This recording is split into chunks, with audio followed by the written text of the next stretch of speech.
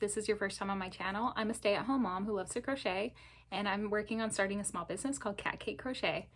In this video, I'm going to be doing a review of the Pawgys Place pattern packs for the Woodland critters, the farm animals, and the cat and dog. So if you're on any of the crochet Facebook groups, you'll have seen these pattern packs posted so many times in the comments. It's always like a link to the pattern pack, and rarely is it ever like somebody's actual photo of one of the animals that they made, which made it really hard to like know how big these animals are and how fast they are to make. So pretty much in every single post on those Facebook groups, if somebody asks, does anyone have any quick market makes? Does anybody have suggestions for farm animals? Does anybody have this? You will see all the comments are flooded with Etsy sellers trying to get people to buy their patterns, which is totally cool. Like, you do you, you make your sales. One thing I did appreciate about the creator of these pattern packs is that they're not making comments under posts that have nothing to do with the theme of their packs. So a lot of times you'll see somebody is like specifically going to a 70s market, or maybe they're going to like a fairy tale market and they're asking for suggestions that fit the theme of that market. And then you'll see pattern writers leaving links to their Etsy shops, and they're like, how about this bunny? How about this water bottle holder? And it's like none of those things fit the theme of what the person asked in the post. So one thing I do appreciate about the pattern writer for Pawgys Place is that they're actually trying to sell their patterns in posts that fit the theme of those patterns. So if somebody says, does anybody have any patterns for small farm animals? Like, yep, here you go. Another thing that I really like about the Pawgys Place patterns is that they broke them down into little groups.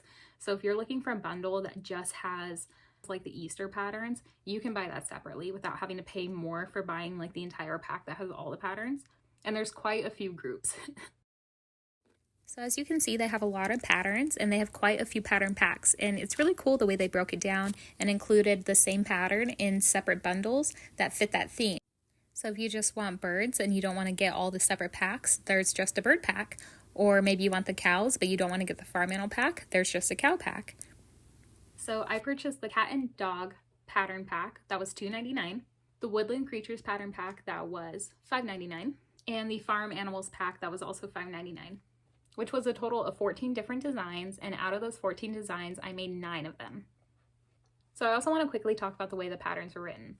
I actually really appreciated the way that the patterns were just set up to read, because they used a very large font on white background with black wording, and there wasn't a lot of like graphics or other things in the way to distract you from the actual pattern. Another small thing that they did was when there was color changes, they didn't just make the font color that color. For example, when you see a pattern where it says, instead of saying change to red, it'll just be like single crochet 6 times in black, and then in red it'll say like 3 double crochet. Instead, they put parentheses and actually told you to change colors. There was also really clear and easy instructions for the modified versions of the stitches that they use, and they also included a link to a video tutorial for one of the stitches.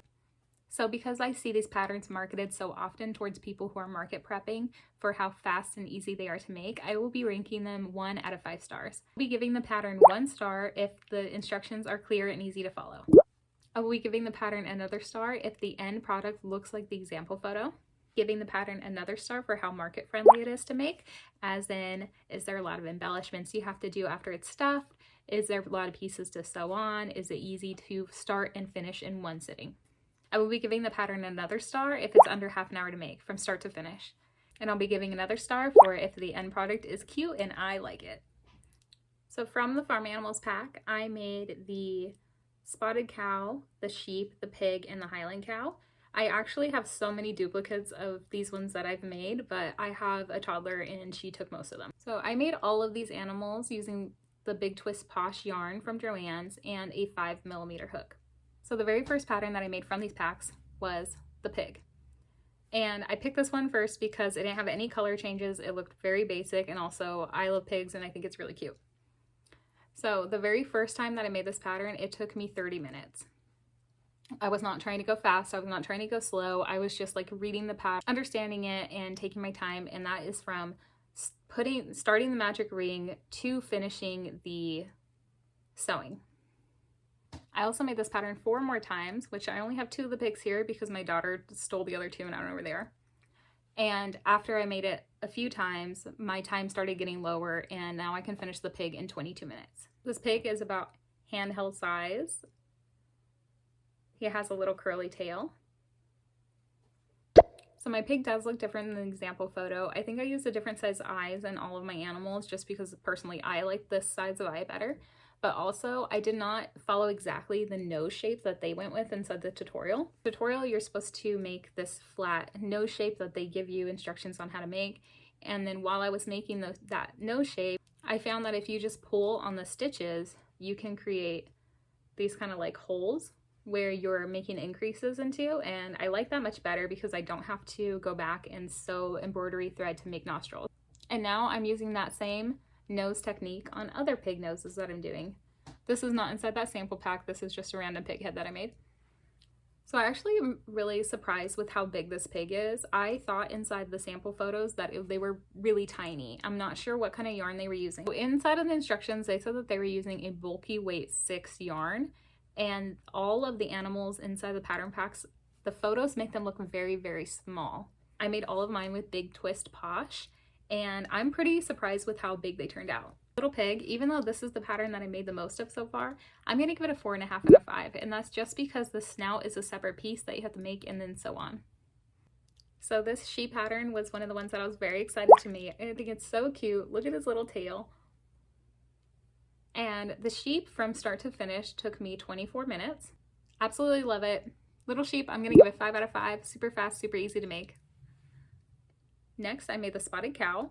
I did not give the cow horns like in the example photo, and from start to finish, it took me 26 minutes. Cow, 10 out of 10. Next, I made the Highland cow.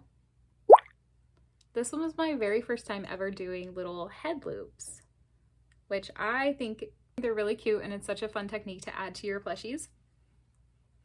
This guy I gave more hair to. This guy looks so silly because his eyes are a little bit smaller, but look at his hair. Ooh.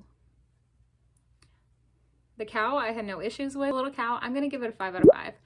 You do have to embroider on the nose nostrils, which mine just like completely sank into his nose. And you have to make his little hair loops, which took me a while, but I was new at doing it. But I do think the finished product is so cute that it's worth it. From the cat and dog pack, I made 2 cats. And here's where I just have a slight issue. Like aesthetically, I do think that the ears are not proportional to the rest of the patterns. And what I mean is that when you compare like the Highland cow and the sheep to the cat, its ears just look very large. I'm also not a huge fan of the placement of the ears. I kind of think the ears should be more on the top of the cat's head, but I'm not sure how to do that. The instructions for the cats included directions on how to embroider the nose, but I just went ahead and used safety noses. One like very picky thing that I wish that they would have added is more examples of color variations for the cats, because the only example was white, brown, and black cat. And there's so many cat colors out there. This pattern really reminds me of like a loaf cat pattern. And I'm not mad at it, but I don't think it's like as cute as some of the other ones. Another thing to note about the cat's ears, you can't tell in these examples because I stitched them closed on these two, is that the way that the ears are written leaves a hole in between the cat's head and where the ear is. And that might just be because of the yarn type that I used. I'll show an example when I get to Woodland's creatures. And each cat took me around 24 minutes. This one, I just added in the time it took me to do the stripes. The stripes were not part of the pattern. I just made this one up. And this one, it probably took me just as long because I was doing the color changes. I'm gonna give 4 out of 5. I'm docking a point for the ears. Now the dogs. So I made 3 dogs from the patterns. This white one I made first, and I followed the way that the pattern was written. This pattern was written so that the dog has a little muzzle and these very large ears. And while I do think that this is very cute the way it is, the next time I made the dog pattern, I added another loop to the muzzle to make it bigger. And I also shortened the ears.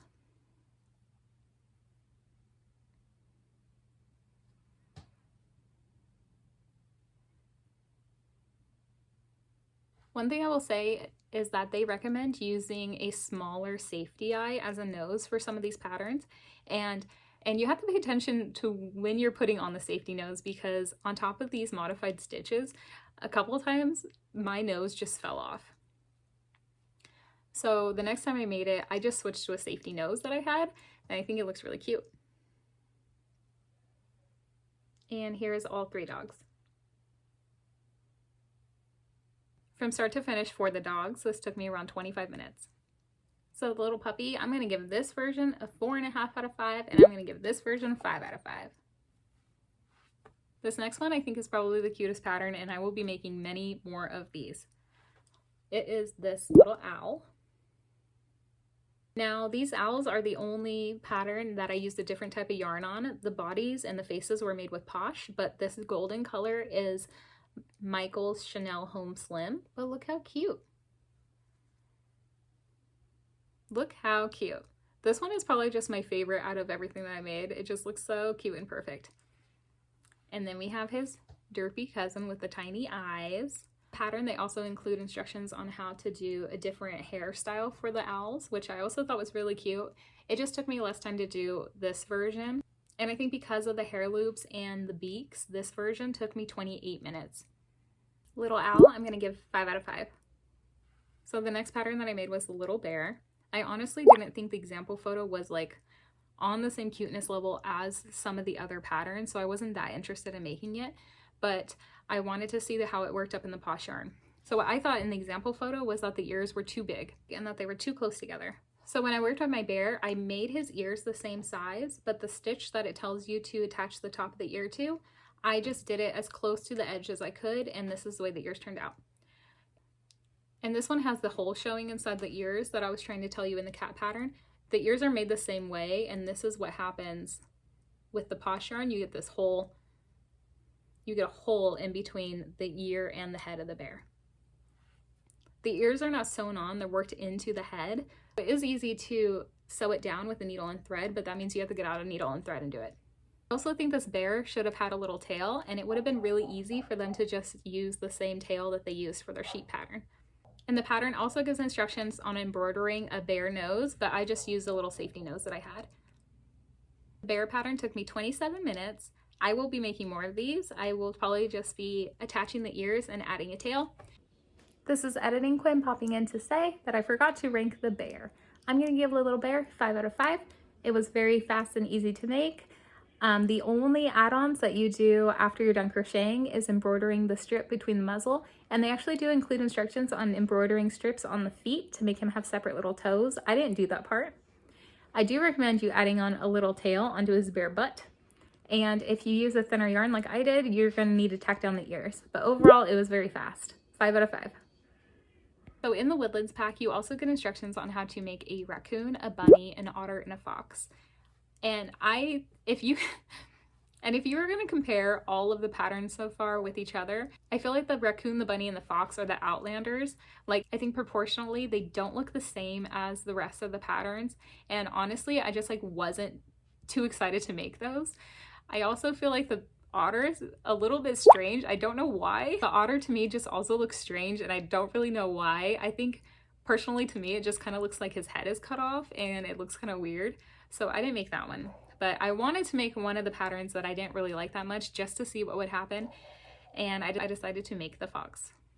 I'll tell you, I will probably not be making it again, or if I do make it again, I will be changing it a lot. This pattern was the very first pattern that I tried that was not worked up from the top to the bottom, and I don't understand why. I don't know why it wasn't worked from the top of the head to the belly like all of the other patterns. So when I started working on the fox, I pulled out my orange yarn and I instantly made a magic ring, and I started with the chain number that's the same on all the other patterns, only to realize that I was supposed to be pulling out white yarn and doing it the other way. So it wasn't a big deal. It was a little bit annoying. But I wasn't super excited to work on this fox. I think the example photo that they used looks more like a certain Pokemon than a fox. And I also don't have any fur yarn, so I didn't know how the tail was going to come out. I ended up just not doing the tail when I saw how unhappy I was with this fox. I think in this pattern that the muzzle just looks kind of off, and I think it has to do with how close it is to the feet and the color change. This is an odd number of stitches right here, and the muzzle is made out of 2 modified stitches, so that's instantly going to make it be off-centered, which is the same as the dog pattern, but I think because the dog muzzle is up so much higher, you don't get that weird, like, off-balance look as with the fox. I also tried to make him have bigger eyes, and I thought it looked just as bad. So I just mutilated the fox by pulling out his eyeballs to see if giving him bigger eyes would solve anything, and it looks just as bad. I also accidentally shoved his nose inside of his face, so that's gonna stay there now. So bigger eyes did not fix it. I'm still unhappy with this pattern. And I think from working it from the belly to the top, it makes the modified stitches used for the feet not as clean as the other patterns, but I'm not sure if that's just because there was a color change so immediately after it. But so I probably won't be making this fox pattern again. I might make the raccoon or the otter, but try to make him longer. This little sad fox. I'm gonna give it a 2 out of 5. I don't think that it's cute. I'm deducting a point because I don't think it looks like the example photo. And I'm deducting a point because the pattern was written so differently than the other patterns. So that was my review. Thank you so much for watching. These patterns were really fun to work on. I definitely do think that they were quick and easy to make. And if you want to see how well these patterns do at market, feel free to subscribe. See you next time.